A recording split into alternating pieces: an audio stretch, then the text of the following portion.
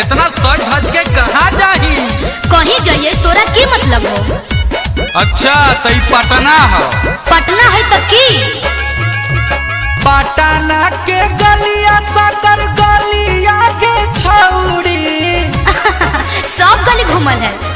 पटना के गलिया साकर गलिया के छौड़ी आगे चूस ले तब छौड़ा ओठा लालिया गे छौड़ी चूस ले तब छौड़ा ओठा लालिया गे छौड़ी।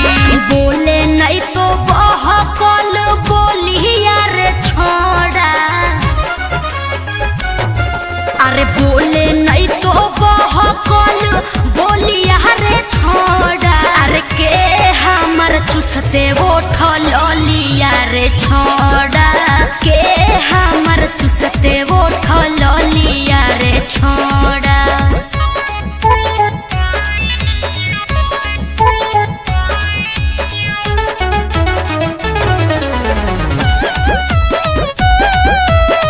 अरे जब पते हो तो सुन ले एक बात कही हो। अब की कहनी? जैसन सिलाव वाला खाजा है के छौड़ी। तो की होले? जैसन सिलाव वाला खाजा है के छौड़ी वैसन जवनिया तोर ताजा है गे छौड़ी वैसन जवनिया तोर ताजा है गे छौड़ी। जोई सोनो कुम्हारा के चाक है रे छोड़ा। अरे जोई सोनो कुम्हारा के चाक है रे छोड़ा। अरे वैसने तोर फल कल ना कहौ रे छोड़ा।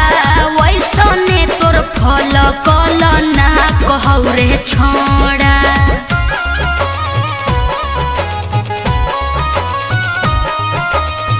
हेगे की?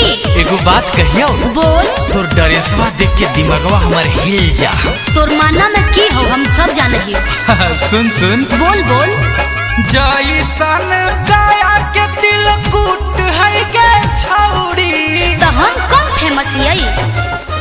जैसन गाया के तिलकुट है के छौड़ी आगे वैसन तोरा उजरा उजरा सूट है के छौड़ी वैसन तोरा उजरा उजरा सूट है के छौड़ी।